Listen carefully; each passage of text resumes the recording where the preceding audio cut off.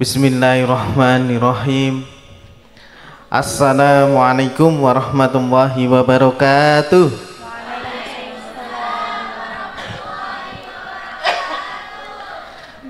Meskipun secara nyata ini suasananya malam, tapi semangat kita harus tetap semangat pagi. Tapi salamnya tadi itu belum mencerminkan kalau semangat pagi.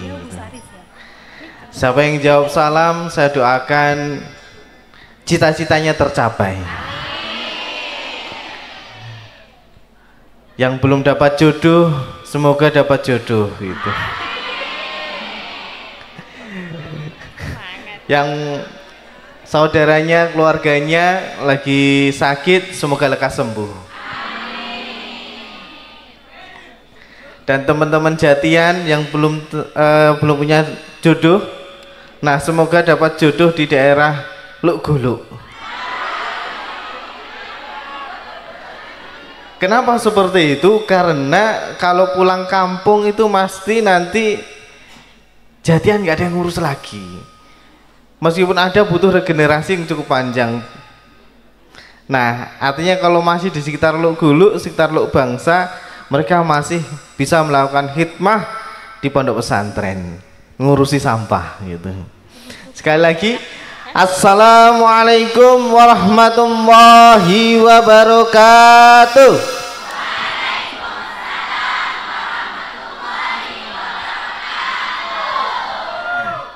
Alhamdulillah. Nah kalau kayak gini kan seru gitu. Saya jadi nggak ngantuk. Tadi saya berdiri itu karena saya ngantuk. Nah, terima kasih atas waktunya. Sebelum kita mulai, nanti ada diskusi panel. Terlebih dahulu saya sampaikan, pertama, alhamdulillahirabbil alamin, puji syukur kepada Allah Subhanahu wa taala karena pada hari ini atas ridhonya, atas fadlnya kita bisa berkumpul, bisa bersilaturahim di pondok pesantren An-Nuqoyah daerah Luk Bangsa dalam kondisi sehat walafiat, tanpa suatu kurang apapun. Jadi kita tidak kekurangan sesuatu apapun gitu ya. Ini suatu hal yang patut kita syukuri, dan alhamdulillah kami dari Jogja disambut dengan acara yang sangat luar biasa. Kami bahagia dan sekaligus terharu karena sambutannya sangat luar biasa. Terima kasih kami ucapkan kepada beliau, panutan dan sekaligus sahabat, beliau Ki Haji Salahuddin Abdul Waris, yang menjadi inspirasi bagi kita semuanya, khususnya saya pribadi, bagaimana menggerakkan santri untuk mengurusi sampah. Itu adalah sebuah inspirasi yang sangat luar biasa bagi kami. Sholawat serta salam kita haturkan ke junjungan kita Nabi Muhammad sallallahu alaihi wasallam biqaulina Allahumma sholli wa sallim wa barik alaihi. Mudah-mudahan kelak kita memperoleh syafaatnya di yaumil kiamah. Amin ya rabbal alamin. Yang kami hormati para pengasuh pondok pesantren An-Nuqoyah yang dari berbagai kompleks yang hadir, beliau ada Kiai Haji Muhammad, beliau sekali lagi sebagai tuan rumah dan sekaligus tadi sebagai panutan, beliau Kiai Haji Muhammad Salahuddin Waris, dan yang hadir pula di tengah-tengah kita ada Kiai Haji Hasmi, ada Kiai Haji Naqib, ada Kiai Haji Husnan, ada Kiai Khalid, ada Kiai Faizi yang tadi membacakan puisi yang sangat luar biasa, dan ada Kiai Abdullah Sajad, ada Kiai Ubadillah, ada Kiai Moh Wail Al-Wajih, dan ada Camat Guluk-Guluk. Ini sangat luar biasa sekali, bahkan camatnya pun hadir gitu. Beliau Bapak Moh Rais Yusuf, dan tak lupa Bapak Kepala Desa yakni beliau Moh Wail. Ini suatu kehormatan bagi kami sekali lagi, dan tak lupa para bunyai, rekan-rekan santriwan, santriwati yang kami cintai, yang kami banggakan, dan segenap rombongan yang dari Jogja, dari berbagai pondok pesantren. Sebelum nanti kita mulai, saya mau menyampaikan, karena tadi sudah dipeseni sama beliau, Bapak Pengasuh, untuk menyampaikan sambutan terlebih dahulu sebelum kegiatan diskusi kita lanjutkan. Di sini tertulis musyawarah nasional. Ketika tadi kita masuk, kami langsung madek, musyawarah nasional gitu. Ini suatu hal yang tidak bisa kami kendalikan, jujur. Tapi ini suatu kebanggaan gitu. Kami, dan kebetulan saya dipasrahi sebagai PIC untuk program pesantren emas. Emas itu ekosistem madani atasi sampah.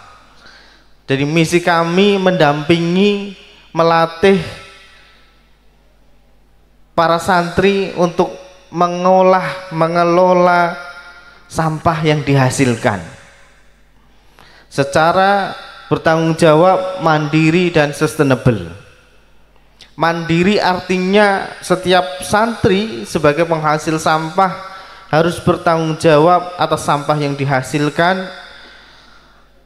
Mandiri, sampah itu tidak keluar dari pondok pesantren.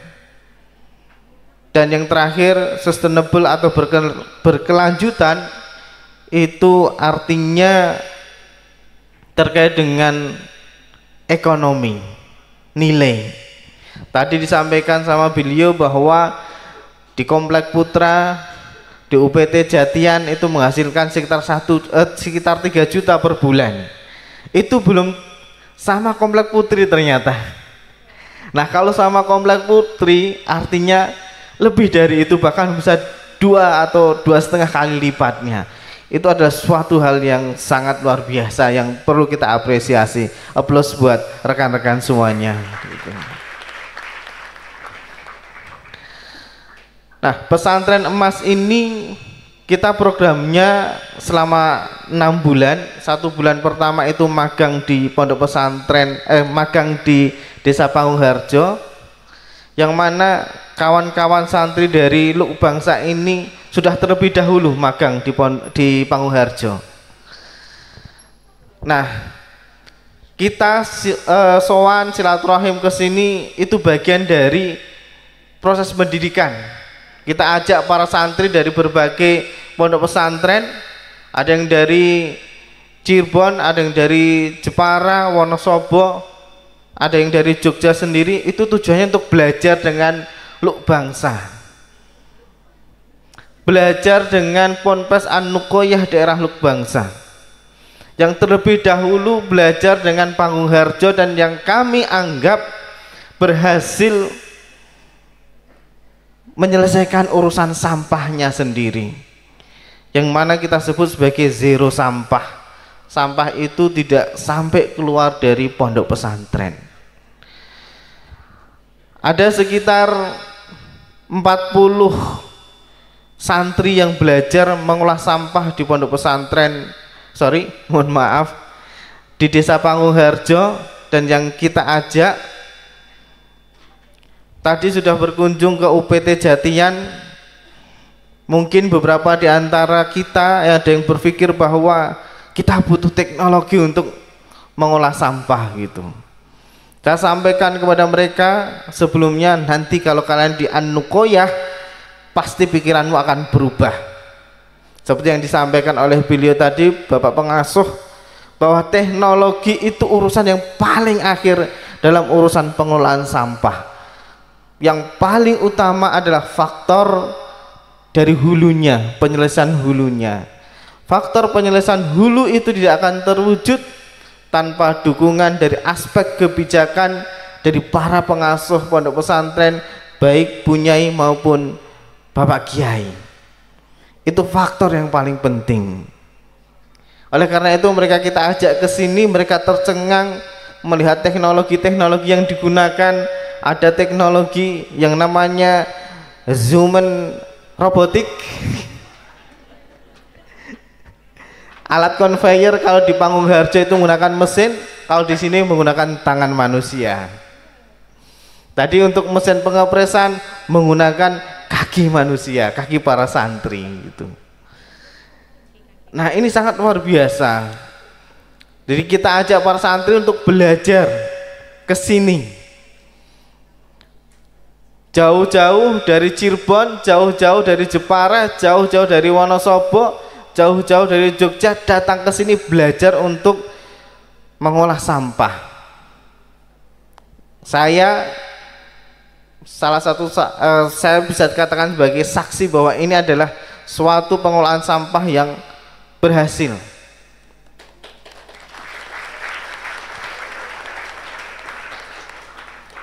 Kita ajak para santri dari berbagai pondok pesantren untuk mereplikasi. Agar apa? Praktek baik yang dilakukan oleh pondok pesantren An-Nuqoyah daerah Lukbangsa ini dapat diterapkan di pondok-pondok pesantren yang lain. Sehingga manfaat itu tidak hanya pondok pesantren An-Nuqoyah Lukbangsa yang merasakan, tapi manfaat itu juga dirasakan oleh pondok-pondok pesantren yang lain. Itu tujuan kami Bapak Ibu semuanya, rekan-rekan santri, para yai, para bunyai, kita silaturahim ke sini dalam rangka untuk belajar ngaji babakan sampah, thoriqatul sampah, berkah sampah. Kami bisa bersilaturahim ke sini. Tidak panjang yang ingin saya sampaikan, poin dari kami adalah belajar, dan setelah ini nanti kita ada diskusi panel sebentar yang akan dipimpin oleh sahabat kami. Ada Kang Ahmad Musyaddad, terus ini Kang Arif, beliau adalah Direktur BUMDes Panggung Harjo yang membawahi Kupas dan Pasti Angkut, yang memang urusannya sehari-hari adalah tentang sampah gitu. Jadi beliau ini pakarnya sampah gitu. Kalau bertanya terkait dengan sampah sama beliau. Dan tak lupa ini yang paling cantik di sebelah kiri saya, beliau adalah Bu Dekan dari Fakultas Ekonomi Universitas Nahdlatul Ulama Yogyakarta. Kalau bertanya terkait dengan urusan nilai ekonomi terkait dengan sampah, sama beliau pakarnya gitu. Dan alhamdulillah kita ajak juga alumni dari Ponpes An-Nuqoyah, santri An-Nuqoyah yang saat ini belajar di UNU Yogyakarta gitu. Ikut dalam rombongan kita datang ke sini. Nah, langsung saja itu yang bisa saya sampaikan. Untuk selebihnya nanti kami serahkan kepada Kang Sadat untuk memimpin diskusi ini. Ini sebentar karena waktunya sudah malam. Nanti kita lanjut bergadang di aula. Kita ngobrol bareng, kita lanjut di sana, kita bergadang. Gitu nggih. Monggo langsung Kang Sadat dipimpin kita untuk diskusi malam ini. Matur suwun, sekian dari saya. Wassalamualaikum warahmatullahi wabarakatuh. Matur nuwun Mas Aris. Assalamualaikum warahmatullahi wabarakatuh. Bismillah, alhamdulillah, salatu wassalamu ala rasulillah wa ala alihi wa sahbihi wa mawalah ma ba'da. Pengasuh Pondok Pesantren An-Nuqoyah daerah Lukbangsa, Al-Mukarram Kiai Haji Solahuddin Abdul Waris beserta jajaran pengasuh yang hadir di malam hari ini, lalu teman-teman dari tim pesantren emas gitu ya, koordinatornya Mas Aris ini yang duduk di tengah, itu koordinator pesantren emas. Sehari-hari Mas Aris itu ngajar di Fakultas Ekonomi Universitas Nahdlatul Ulama Yogyakarta. Lalu ada yang paling kiri, ada beliau juga dari UNU Yogyakarta, Dekan Fakultas Ekonomi, Bu Dia. Lalu yang ini yang tadi dibilang pakarnya sampah, saya juga bingung kalau pakar sampah bisa sebesar ini, jangan-jangan ngolah sampah ini malah menarik loh. Jadi badannya jadi malah berisi gitu. Ada Mas Arif Rohman, Direktur BUMDes Pangwarjo. Lalu saya Ahmad Musadat, saya sehari-hari di Yayasan Sanggar Inovasi Desa di Pangwarjo juga gitu. Mungkin kita biar rame, saya kira perlu ada satu lah yang dari Lubangsa lah. Itu di Ketua UPT mungkin Pak Yai Sinten, Kang Hardi masih ada di sini Kang? Nah kalau ada mohon berkenan untuk bergabung berarti.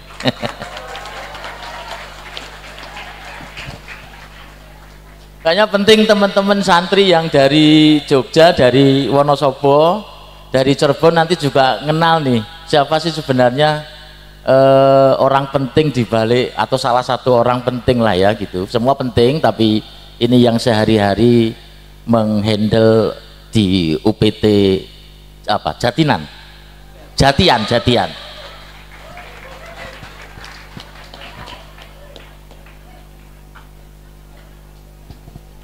Monggo Kang Hardi. Kita berikan aplaus yang setinggi-tingginya untuk orang yang ada di balik UPT Jatian. Sebelah mau sebelah sini atau sebelah sini Kang? Oh, sebelah sini boleh. Saya tak yang geser. Oh.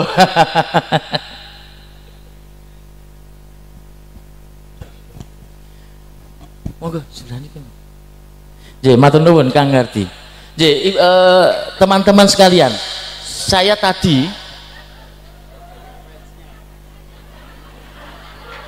Mas, agak rapat nggak apa-apa, nggak seperti angka 10 tapi. Baik, jadi ketika saya pertama tadi datang gitu sampai ke Lubangsa, ini pertama kali sih saya sampai sini.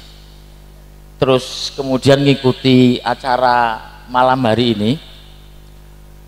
Kalau tadinya dibilang acara jadi-jadian, saya juga jadi-jadian bener nggak yo kalau acaranya bisa rapi ini gitu.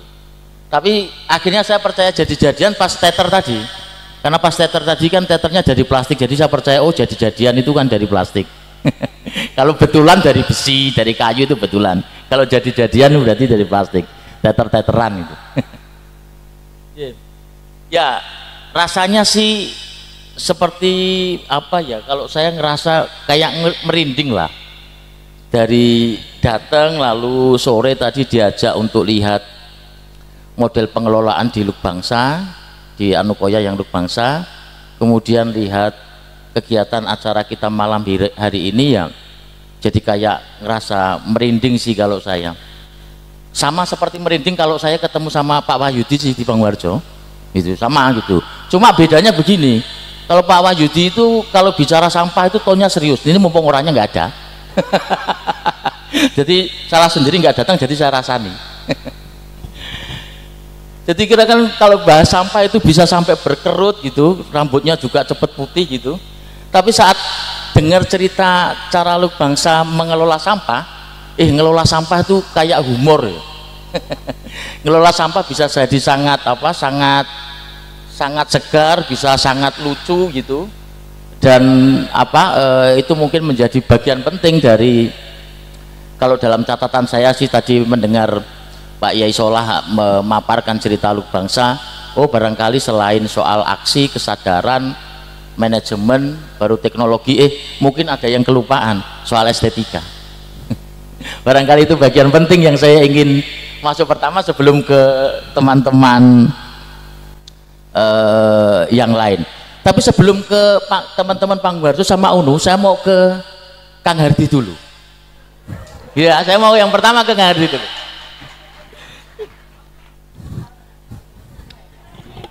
Kang, gini Kang, ringkes dulu aja jawabannya ini. Kok waktu itu mau diminta untuk ngurus UPT kok mau, gimana? Kenapa Kang?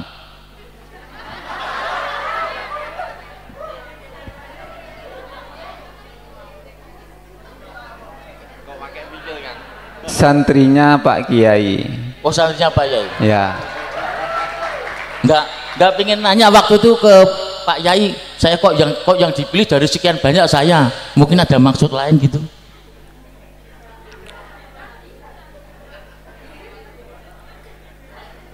Saya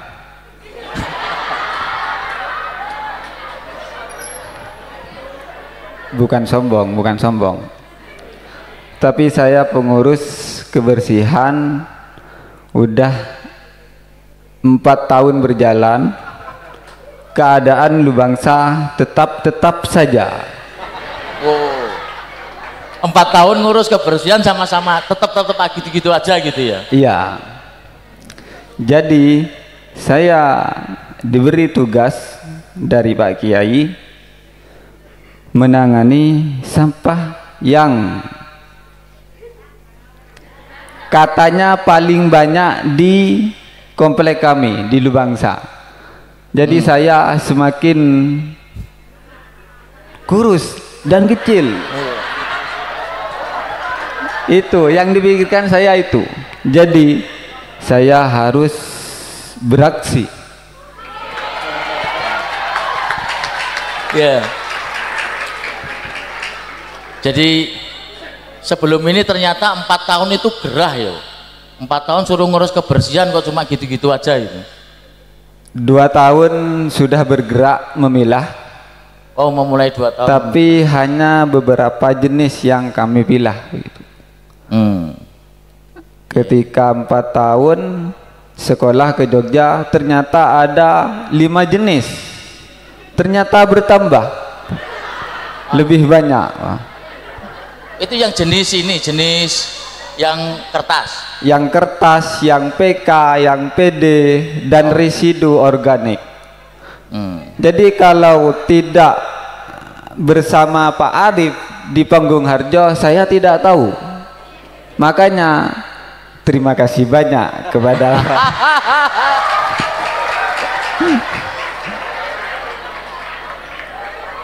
Oke.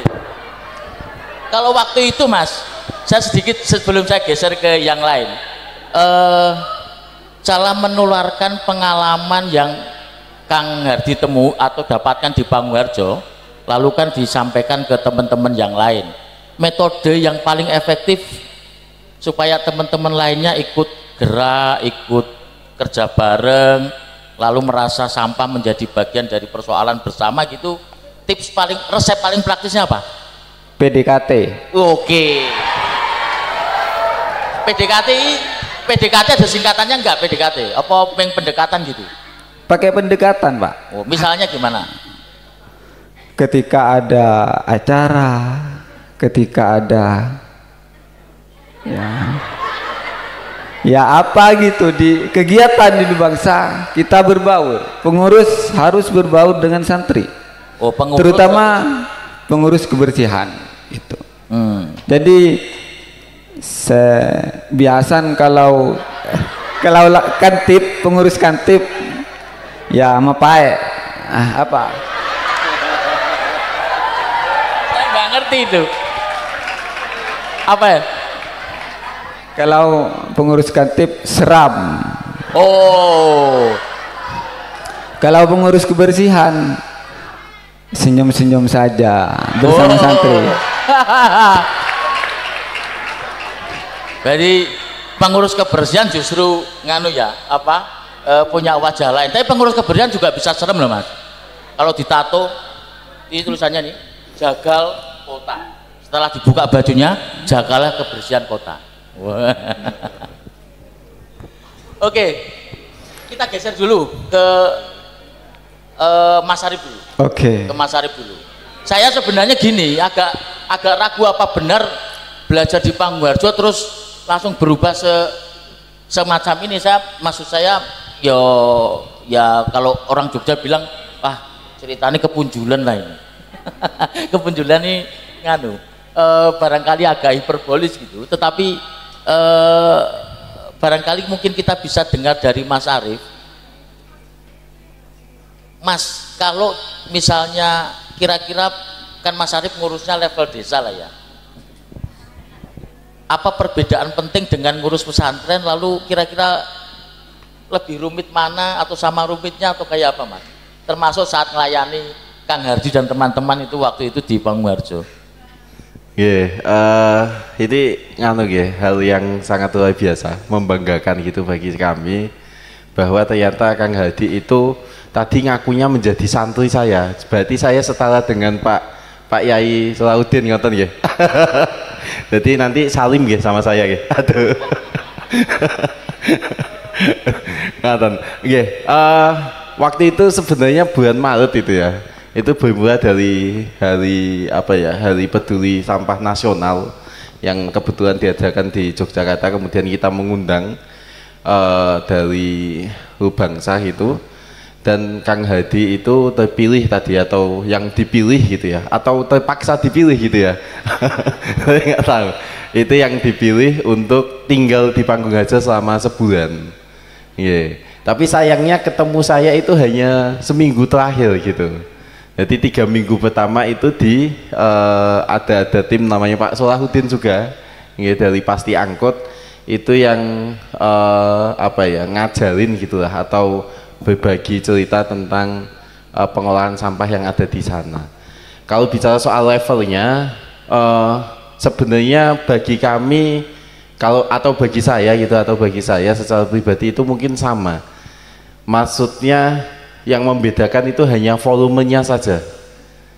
Jadi kalau kita ada di level desa, tadi saya tanya di sana sudah ngelola sampah berapa, ada 150 kilo gitu setiap harinya, atau bisa sampai 250 kilo kalau misalnya ada agenda gitu ya.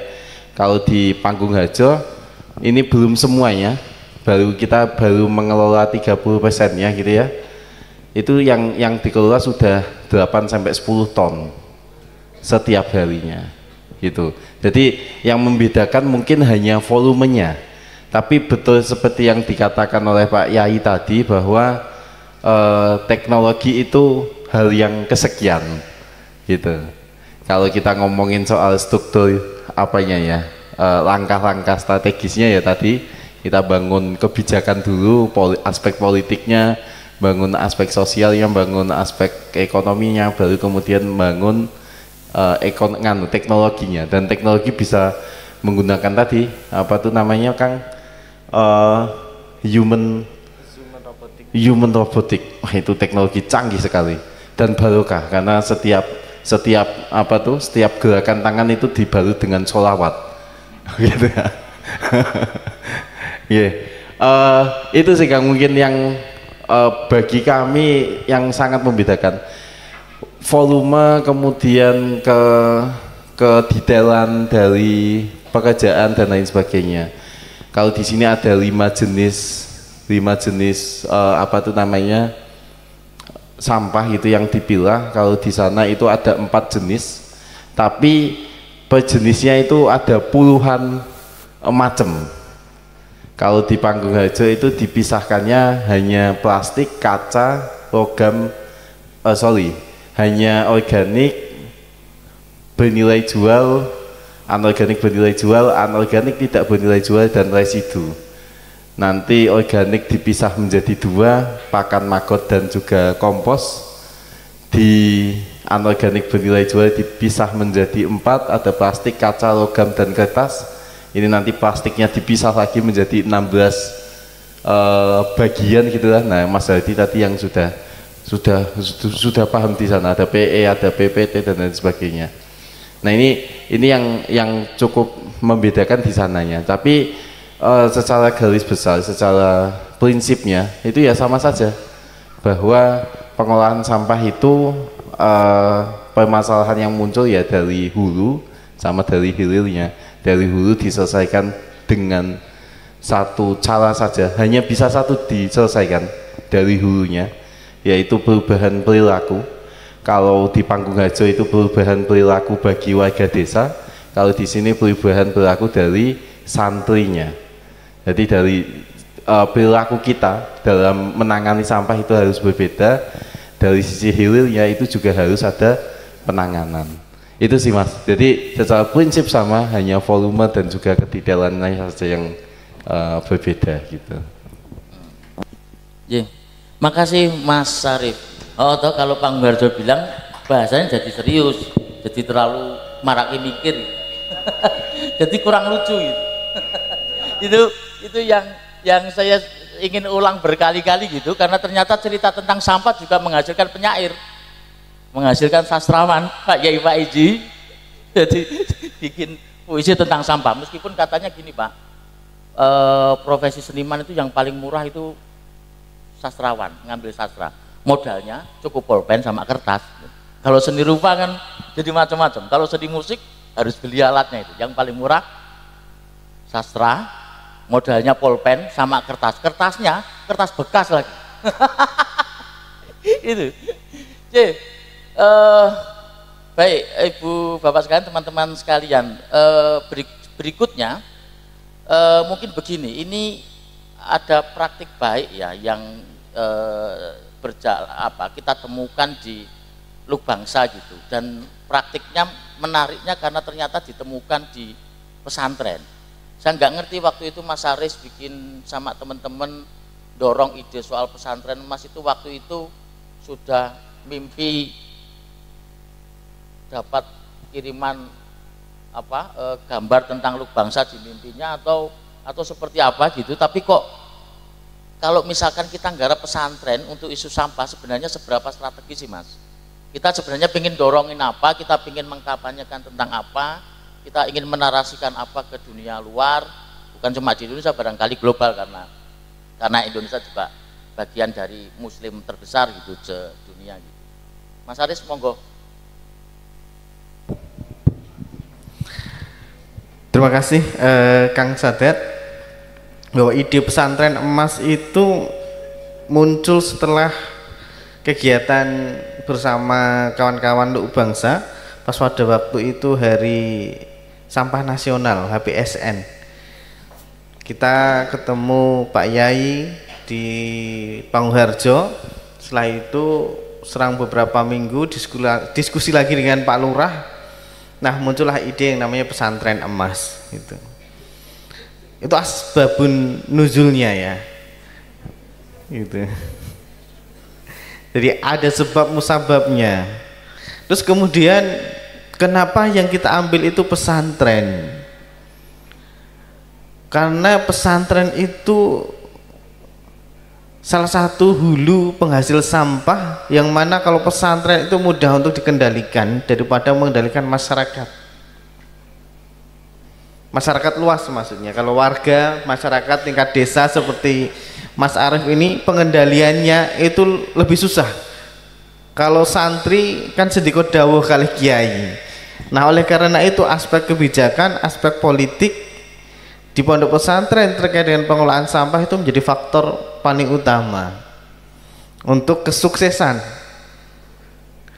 Nah, terus yang berikutnya, kita ingin menunjukkan atau menyampaikan pesan bahwa pesantren itu bersih. Jadi sampah yang dihasilkan pesantren itu cukup selesai di pondok pesantren, sehingga kita juga ikut berkontribusi dalam menyelesaikan urusan sampah. Di Jogja saat ini mulai tanggal 23 Juli sampai 5 September itu kita tidak boleh membuang sampah ke TPA yang biasa kita sebut dengan piungan. Sekarang lagi rame, dan momen ini momen yang pas kita untuk mengeskalasi pesantren emas. Di Jogja ada banyak pondok pesantren. Kalau semua pondok pesantren yang ada di Jogja itu mau memilah sampahnya dari hulu sampai ke hilirnya, maka itu bisa membantu beban TPA, membantu pemerintah untuk menyelesaikan masalah urusan sampah. Urusan sampah ini tidak akan selesai hanya di tangan pemerintah, kita harus berkolaborasi. Urusan sampah ini tidak hanya selesai di tangan pemerintah dan bisa selesai cukup di rumah tangga, jika di level rumah tangga, dan bisa selesai cukup di level pondok pesantren. Nah, itu hal yang mendasari kami kenapa kita memilih pondok pesantren. message kebersihan, penyampaian terkait dengan kebersihan. Pondok pesantren itu dulu dikenal sebagai, mohon maaf tanda kutip ya, santrinya gudiken gitu. Saya nggak tahu di sini masih ada yang gudiken atau enggak. Mudah-mudahan sudah tidak ada gitu. Kalau dulu saya nyantri, alhamdulillah ya gudiken. Kalau nggak gudiken, nggak dianggap santri gitu. Apakah hal itu akan melekat terus di pondok pesantren? Kan enggak. Nah, pesantren itu sampahnya banyak. Kalau misalnya tadi sampahnya itu ada sekitar 200 sampai 300 kilo per hari, karena faktor kebijakan yang dikeluarkan oleh Pak Kiai, oleh pengasuh itu sangat ketat. Teman-teman tidak boleh membeli makanan yang dibungkus dengan kertas. Teman-teman tidak boleh membeli es yang dibungkus dengan plastik. Teman-teman punya satu tempat yang multifungsi, yang dipakai untuk beli es, dipakai untuk beli makanan, dipakai untuk beli bakso, dipakai untuk beli pentol, dipakai untuk makan yang lainnya juga, dan dipakai untuk mandi. Satu tempat itu multifungsi, yaitu gayung. Nah, itu adalah karena faktor kebijakan yang ketat, sehingga sampahnya itu berkurang. Jadi wajar ketika Luk Bangsa sampahnya sedikit. Itu. Jadi message kebersihan yang ingin kita sampaikan kepada masyarakat luas bahwa pondok pesantren itu bersih, mampu menyelesaikan sampahnya sendiri. Itu yang ingin kita sampaikan kepada masyarakat luas, bahwa pondok pesantren itu tidak lagi identik dengan kotor. Ayo kita tunjukkan. Dengan mengolah sampah kita sendiri, maka pondok pesantren itu terkenal dengan image yang baru, yaitu pondok pesantren yang bersih.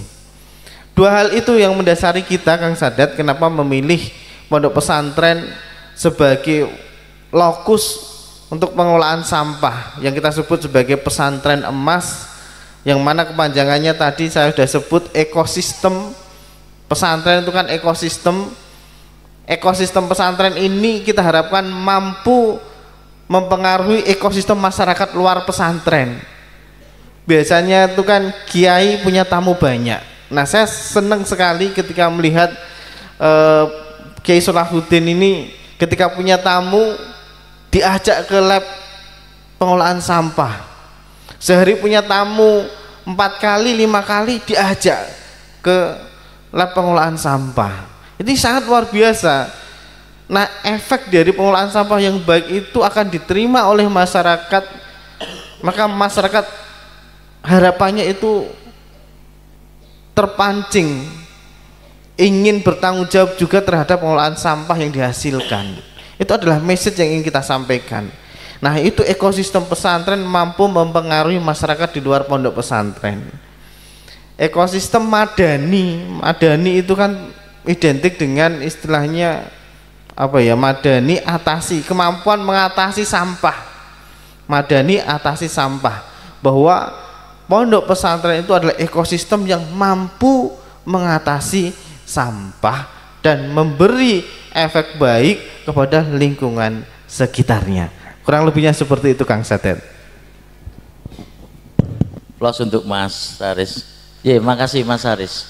Ya, ada isu soal kebijakan tadi ya. Tadi pas sempat kunjungan ke ini tempat di laboratorium sampah tadi itu, ada obrolan kecil di kita, terus bilang gini, kayaknya salah satu hal penting yang bisa dilihat dari Luk Bangsa itu sisi pengorganisasiannya mapan, atau kira-kira kalau dalam bahasa lain itu kon baris iso gitu.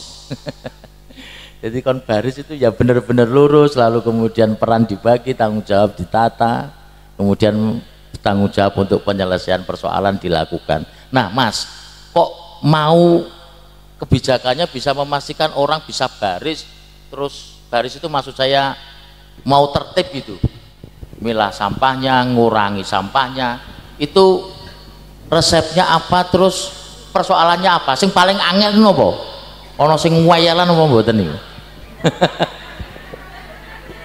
Lho Kang Hardi,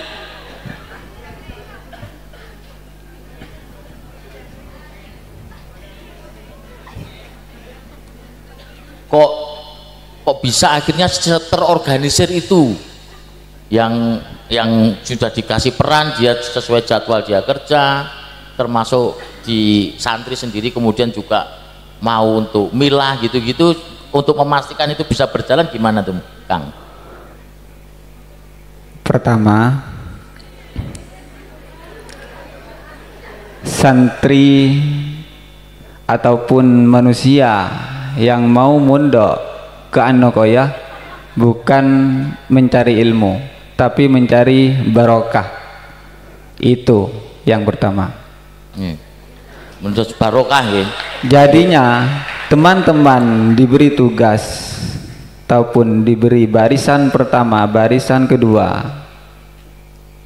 jadi jalankan tugasnya itu bukan mengharap apa, jadi mengharap barokah itu. Yang kedua, kami di Lubangsa sudah belajar organisasi. Kalau saya kurang lebih, bukan sombong, 10 tahun. 10 tahun saya belajar organisasi. Itu. Ya, baik J. Soal barokahi koyone nyindir panggung harjo ya. Karena pendekatannya pasti angkut itu bukan barokah koyone. Pendekatannya ekonomistik. Jadi nek gelem milah bayari murah. Iki cara nyisipke barokah iki ana tantangan lho Mas Arif. Ditantang Luk Bangsa, model bisnis Luk Bangsa itu value-nya ngolah sampah itu barokah. Bukan nyediake layanan sing murah bertanggung jawab. Mboten ngoten nih. Niki nggih. Barokah ini ngolah sampah ini. Ini tantangan serius model bisnisnya Pak Munggarjo nih.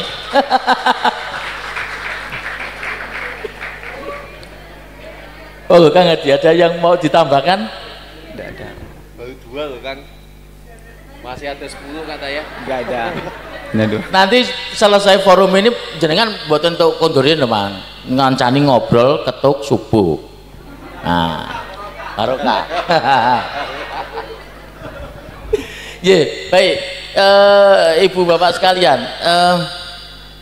salah satu bagian dari pesantren emas, selain kemudian menjadi titik temu pesantren-pesantren yang kira-kira mau menjadi bagian dari partisipan atau mereka yang akan menggerakkan program ini, diantaranya itu juga ada elemen perguruan tinggi gitu. Nah, waktu itu kemarin juga sempat mikir-mikir kok bikin model gerakan semacam ini terus mau ngelibatin perguruan tinggi gitu. Yuk kira-kira kita kalau ada perguruan tinggi kira-kira bisa ngisi slot macam apa ya.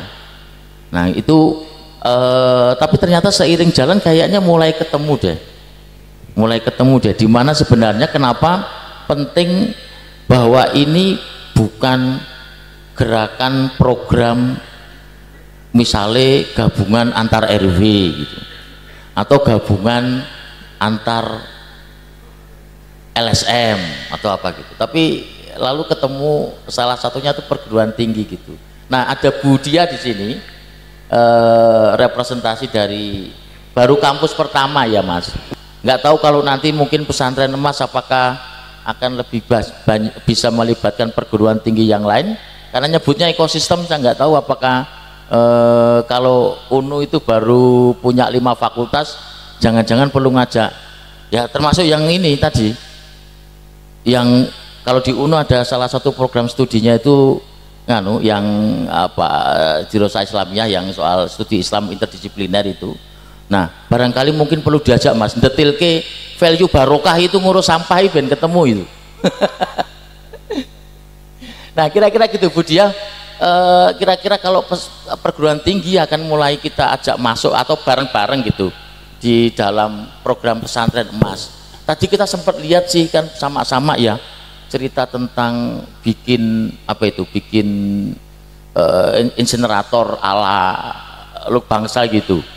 Saya belum lihat pas bakar sih Yai, tapi diceritakan kan kalau mau masukkan sampah itu ada alat APD-nya itu, alat perlengkapan pengaman harus pakai helm gitu. Misalnya ada cerita, tetapi saya belum lihat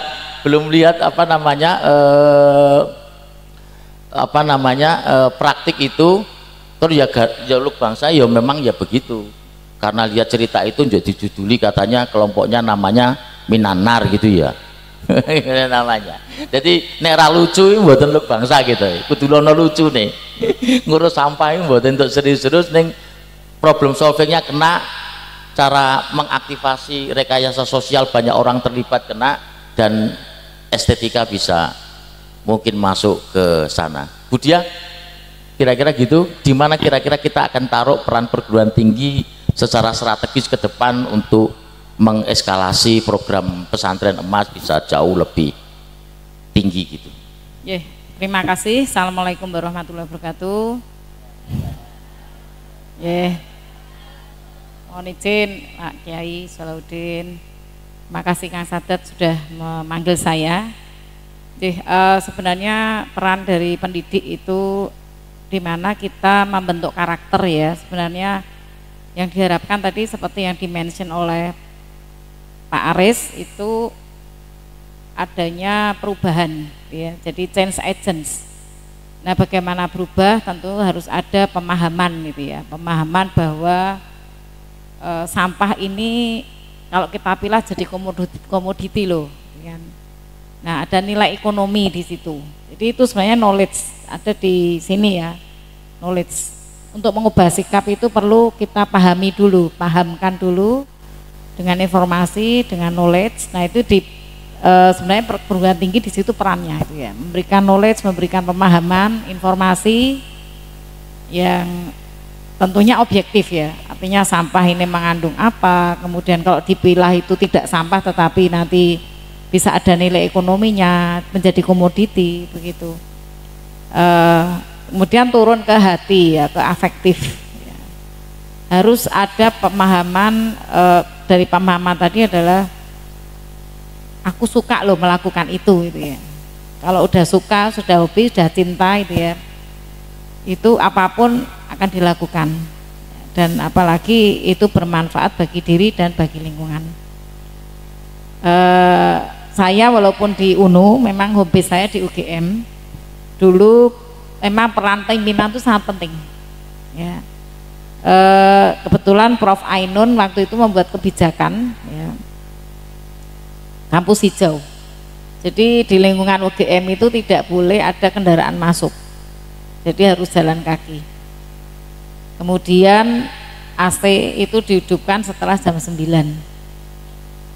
dan minum itu harus bentuknya bukan kemasan tapi gelas, dan diberi sarana air minum yang sifatnya fonten ya, jadi air ledeng tetapi bisa untuk minum itu. Jadi dengan seperti itu kan jadi oh ya saya senang karena lingkungan menjadi lebih hijau, lebih tidak ada polusi, karena dulu kendaraan umum itu bisa lalu lalang di UGM ya itu. Jadi mungkin besok UNU mau pindah ke gedung baru, kita bisa memulai untuk hal-hal yang bisa kita kita batasi ya, untuk hal-hal yang tadi bermula dari hulu.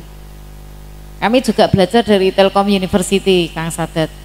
Di sana sudah zero juga. Di kemarin kami Zoom dengan Telkom University, mereka sudah zero waste, jadi tidak ada sampah lagi. Jadi justru ketika tidak ada sampah berarti tidak ada pengeluaran untuk di kampus, pengelolaan sampah seperti apa di kampus tidak keluar biaya. Nah dari knowledge, dari informasi, suka, mestinya dia bisa melakukan perilaku. Ya mungkin program-program yang ada di pesantren emas, ketika dia paham, ketika dia senang, hobi, cinta, itu dia akan melakukan dengan sukarela. Ya, jadi tidak ada paksaan, tidak ada harus ditekan, ya.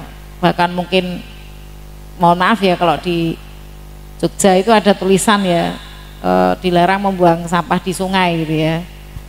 Tapi ya itu kadang hanya tulisan gitu ya. Semua kembali kepada diri masing-masing. Kadang-kadang karena aturan itu hanya tulisan ya. Jadi peran perguruan tinggi sebenarnya adalah terus-menerus memberikan edukasi ya, baik kepada mahasiswa terutama mereka sebagai change agent, sebagai agen perubahan. Dan saya kira tadi contoh-contoh yang saya temui di UPT Jatian itu menarik ya. Bagaimana diakali dengan kreativitas ya. Termasuk tadi mesin press tidak usah beli, tetapi justru memberdayakan santrinya untuk ngidak-idak gitu ya. Jadi saya yakin sehat semua itu ya, dengan gerakan-gerakan gerakan kaki, gerakan, katanya orang itu sehari harus olahraga 30 menit secara konsisten gitu ya. Dan saya kira mulai dari pendidikan itu diharapkan ya itu bisa membentuk karakter ya. Dari siswa kita yang di UNU itu ada 1.600 dengan 5 fakultas, 11 program studi ya. Kami juga berharap nanti mereka ya, kebetulan basis kami juga pondok pesantren ya Pak Aris ya, mereka akan membawa misi nilai-nilai tadi ke pesantren. Monggo yang tertarik dengan UNU ya, kami menyediakan tempat untuk belajar ya, minatnya itu ya. Kami juga ada Wadek FTI ya, Bu Rina mungkin bisa berdiri ya, mungkin nanti kalau ada yang tertarik dengan komputer, dengan informasi ya, THP ya Bu ya, itu. Kemudian Bu Tiwi ya berdiri, monggo, ini dari akuntansi. Nah, nanti bisa membantu menghitung gitu, bicara debit kredit itu ya, laporan keuangan seperti apa, yang memberikan laporan bahwa salah satu komponennya adalah pengelolaan sampah dan itu akan menghasilkan gitu. Dan Mas Gigih ya, Mas Gigih monggo berdiri. Nah, ini juga staf kami ya. Tadi saya cukup surprise juga disebut Widewaha itu, karena itu suami saya. Monggo matori. Ya ini kami juga mencoba ya Pak Matori besok pulang dari sini ke kampung juga, ke Salaan ya, dekat dengan UNU, 3 menit saja ke UNU. Jadi mungkin itu ya yang bisa saya sampaikan. Oh ya Mas Riko monggo. Nah ini juga staf muda kami ya. Statusnya apa Mas Riko? Dosen teknik komputer. Statusnya single apa? Oh ya, sudah double. Saya kira itu dari saya. Jadi memang karakter ditempa seperti apa, dengan memberikan pemahaman, bisa menjadi suka, hobi, cinta, lalu melakukan. Saya kira itu ya yang bisa kita lakukan di perguruan tinggi dengan beberapa contoh ya. Saya juga terkejut waktu kemarin saya podcast dengan Pak Wahyudi. Beliau waktu awal jadi lurah itu mengambil sampah langsung dari rumah ke rumah. Itu kan berarti harus ada role model, harus ada yang memberikan contoh, tidak hanya slogan, tidak hanya omongan, tapi betul-betul memberikan contoh yang real gitu. Nah, kami membutuhkan figur-figur itu jika dimungkinkan ya, kita ambil dari generasi muda ya. Ini Gen Z atau gen apa ini? Kalau kalian Gen Z, aku radiator gitu ya.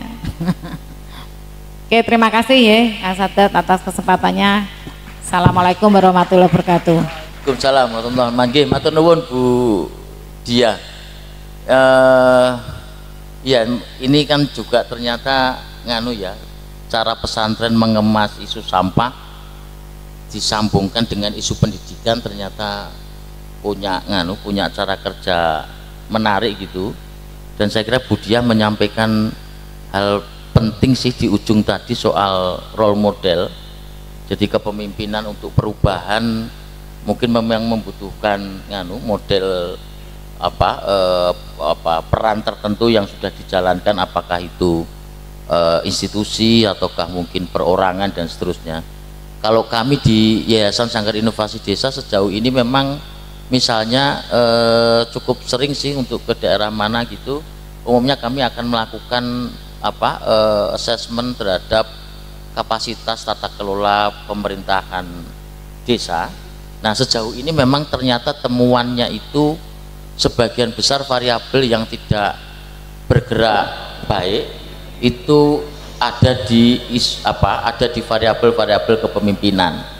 Jadi saya kira itu juga tambah meyakinkan kami bahwa soal role model, apakah itu institusi, apakah itu perorangan gitu-gitu, kemudian menjadi faktor penting dari program pesantren emas untuk bisa dieskalasi lebih tinggi gitu. Oke, kira-kira begitu. Terus saya tadi gini, sebelum nutup saya tadi sudah punya bahan cerita kecil gitu, jadi saya kalau nggak saya sampaikan nanti nggak ganggu. Tadi pas kunjungan ke sana tuh Pak, ke tempat pengolahan, ada teman dari Cirebon tadi kan lihat-lihat yang batako tuh, yang pembuatan batako tuh yang dari plastik itu, karena ceritanya juga bikin barang yang sama gitu. Lalu jadi disampaikan, oh paling bikinnya ini 1 jam itu dapat 1 gitu. Oh kalau 1 jam dapat 1, wah kerja 8 jam tambah istirahat siang paling-paling dapat 6 batako mungkin. Yang mungkin saya terus tadinya mikir nilai konversinya mungkin nggak terlalu tinggi ya, tapi kan mungkin bukan juga soal ekonomi di sini. Tapi tadi terus cerita-cerita jadi berkembang begini, kalau misalnya kayak gitu dicetak, tapi dicetak misalnya nih, karena saya seneng karena mainannya Luk Bangsa ini mainan estetikanya tinggi gitu untuk rekayasa sosialnya.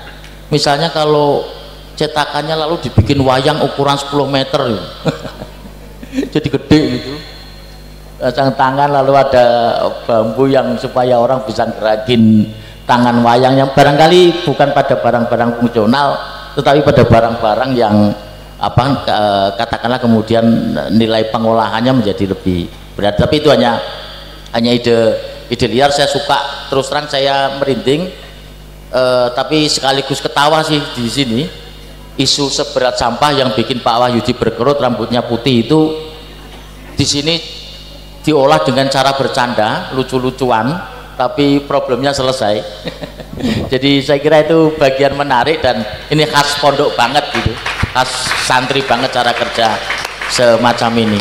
Sayangnya kan kayak gini, sehingga kalau Pangwarjo tengah bikin modul Pak, bikin modul pengelolaan sampah. Tapi kalau Luk Bangsa bikin modulnya sendiri, lalu rekayasa sosial model lucu-lucuan itu keluar, saya kira juga barangnya juga unik gitu. Dan ini pondok banget, ini santri banget, ini pesantren banget gitu cara kerjanya.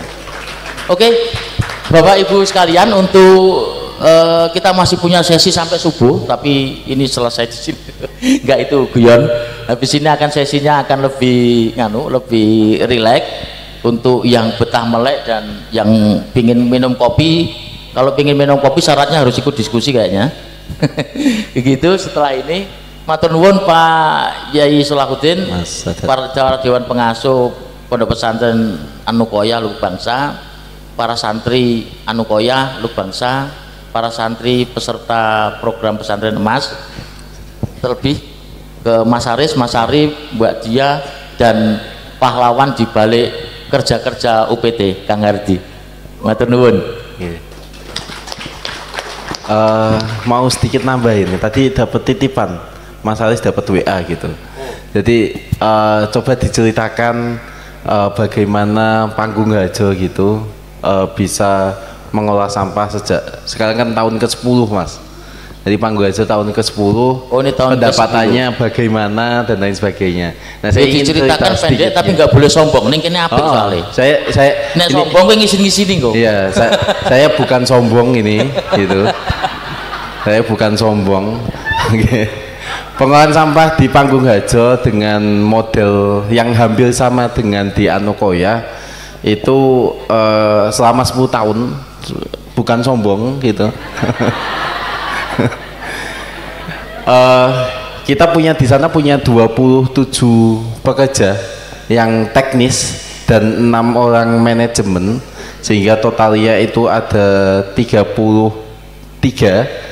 Itu semuanya digaji di atas UMR gitu, dan pendapatannya sehingga untuk menggaji itu pendapatannya itu kita di angka 100 jutaan setiap bulannya itu, sehingga kalau sombongi, nah, itu sombongi nggak apa-apa, biar barokah. Wah, gitu ya. Itu. Nah itu didapatkan dari beberapa sumber ya, jualan rosok, kemudian kita dapat retribusi dan lain sebagainya. Cuma satu hal yang penting, perjalanannya panjang yang dilakukan di Panggung Harjo ya kayak gunung es gitu ya, yang kelihatannya yang bagus-bagus, pengorbanannya harus diteliti, harus sebulan datang ke sana untuk tahu pengorbanannya bagaimana. Cuma satu lagi penutup gitu, nanti kalau mau tahu detailnya nanti WA atau apa ya, ya kita ngobrol malam ini sampai subuh tadi lah. Satu lagi saya pengen pantun Mas, saya pengen pantun, jadi dadakan pantunnya. Pantunnya gini, Kang Haji berhasil ngolah sampah. Baleni. Oke, baleni ya. Kang Haji berhasil ngolah sampah. Cakep. Saat milah nemuin sampah basah. Luar biasa pondok pesantren Anukoya, mandiri atasi pengolahan sampah, tentunya dengan barokah. Rasidho dadi pantun yang mbok tambahi. Dimana tambah. Baik, Jih mengatakan Ibu Bapak sekalian. Dikit nggih, Kang Mas Sadat. Di akhir terakhir tadi Bu Dia menyampaikan terkait dengan role model nih. Jadi salah satu misi kita mengajak para santri ke sini itu bahwa Luk Bangsa ini yang dulu terkenal sebagai, kemarin kan datang ke mana, ke Panggung Harjo menyampaikan kalau memperoleh fitnah thayyibah gitu ya. Nah, fitnah itu sekarang tidak menjadi fitnah tapi menjadi role model pengelolaan sampah pondok pesantren. Kita kasih plus buat pondok pesantren Anukoya Luk Bangsa.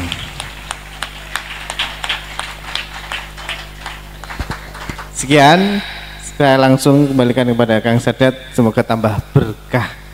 Amin. Jadi matur nuwun Bapak Ibu sekalian, para narasumber, Kang Hardi, terima kasih sudah berbagi cerita. Pendek banget sih, kalau mau lihat detailnya ada di bawah sini. Nggak ada. Oke, begitu bisa dilihat di media sosial Panggung Harjo, Kupas dan seterusnya gitu, termasuk di UNU. Oh, ada yang tanya.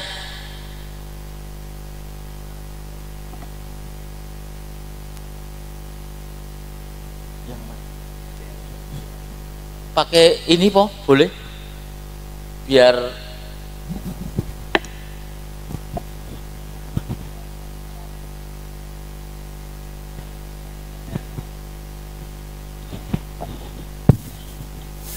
Assalamualaikum warahmatullahi wabarakatuh. Terima kasih atas waktunya yang seyogyanya sudah ditutup. Dengan amat terpaksa saya harus interupsi untuk sekedar bertanya agar saya datang ke sini mendapatkan oleh-oleh. Pertanyaan saya sesuai kapasitas saya selaku camat di Gulu-Gulu.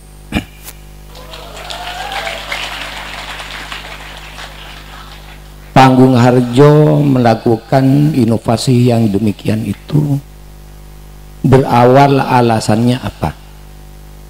Karena kurangnya kepedulian dari pemerintah atau terbatasnya bantuan dari pemerintah.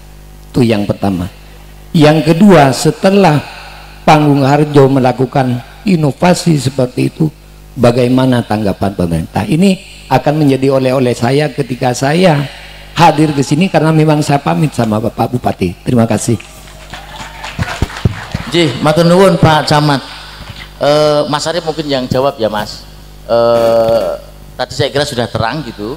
Sama mungkin respon baliknya itu tidak hanya terbatas untuk pemerintah, mungkin juga bisa diceritakan respon balik dari pihak-pihak lain, baik pemerintah maupun di luarnya gitu.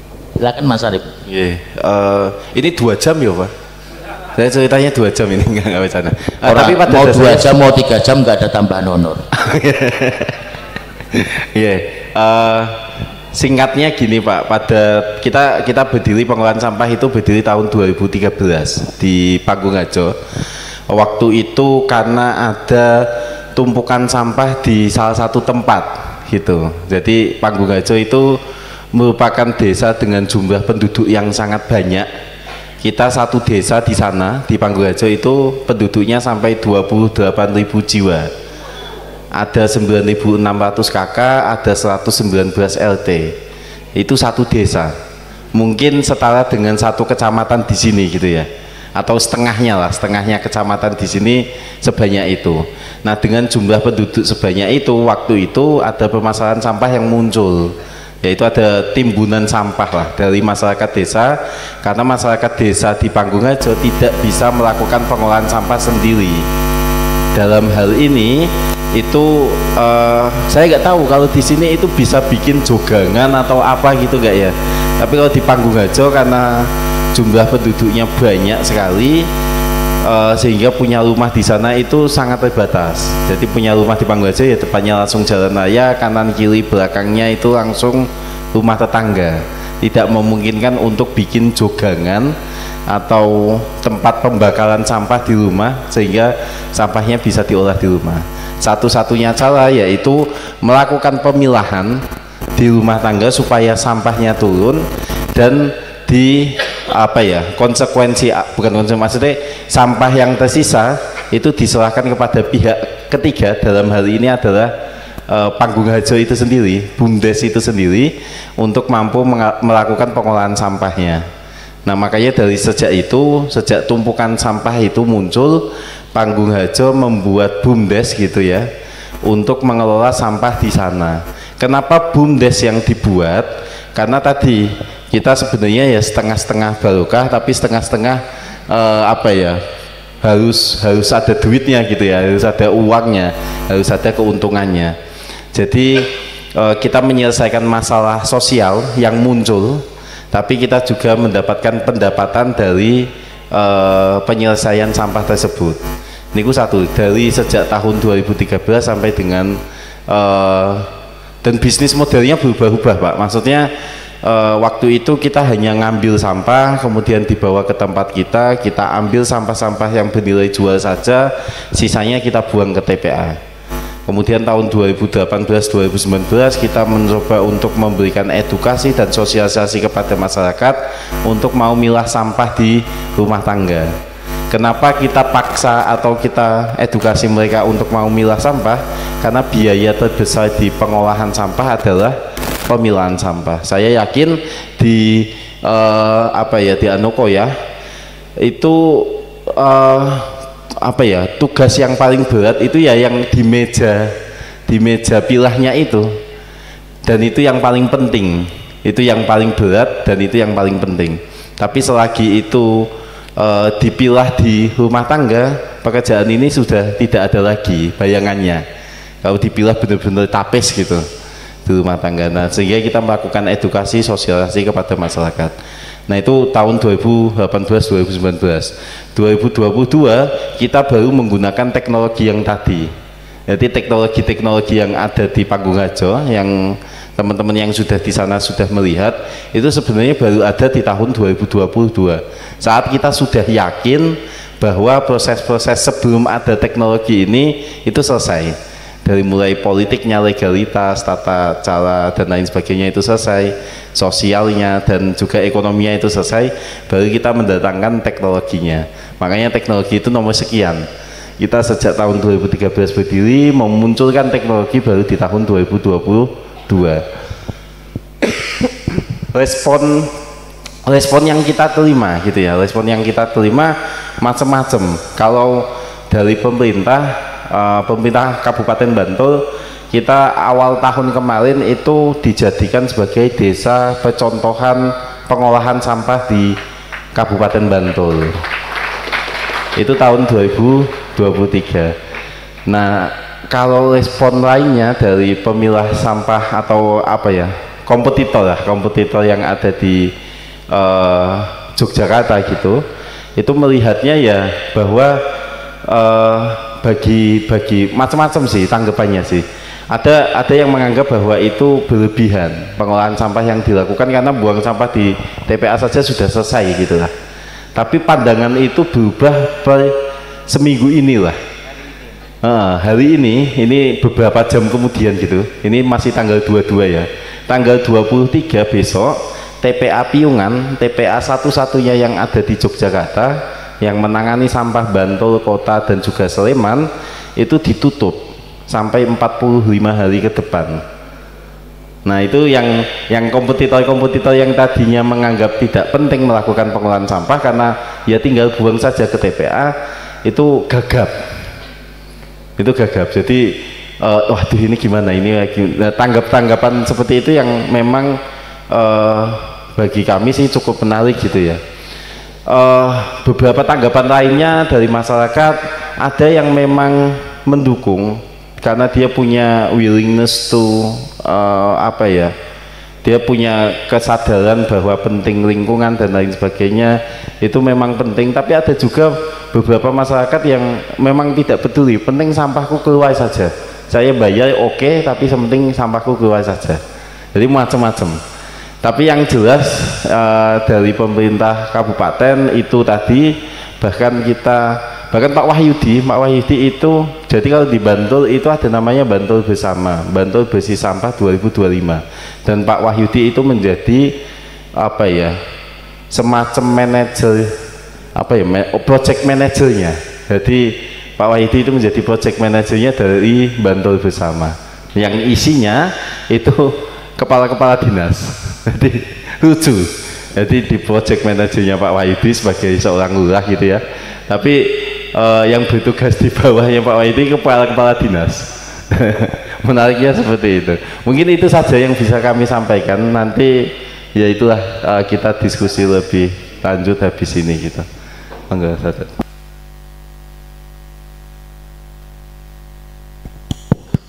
Ya begitu Ibu Bapak sekalian, saya tuh khawatir karena ini jamnya sudah jam malam, saya nggak tahu kebiasaan di sini. Kalau kebiasaannya ngobrol begini sampai jam 3, wah yo malah seneng.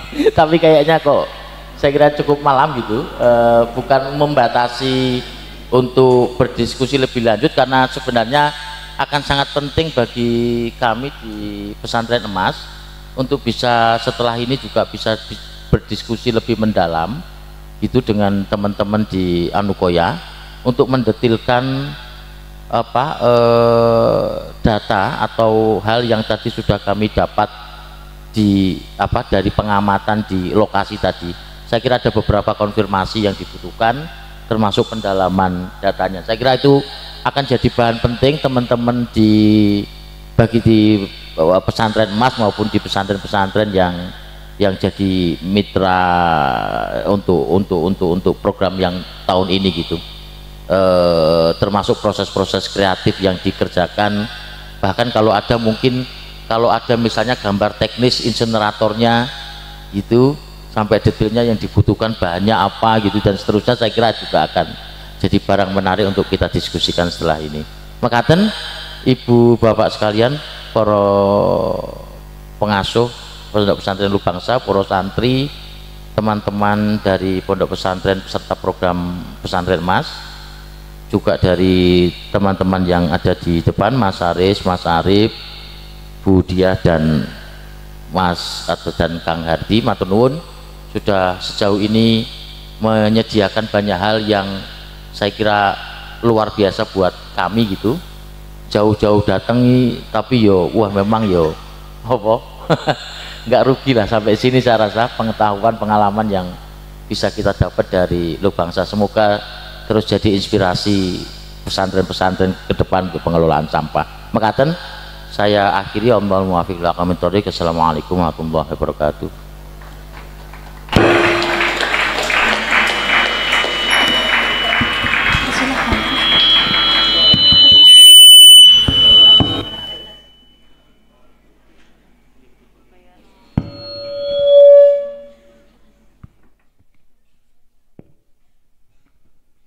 Baik, kami sampaikan terima kasih kepada seluruh panelis dan selanjutnya adalah pemberian cindera mata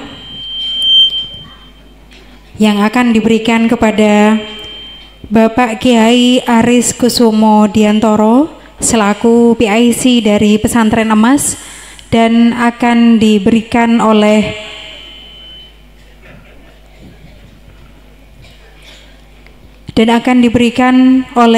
Kiai Haji Muhammad Sholahuddin Awaris Ilyas. Kepada beliau dihaturkan.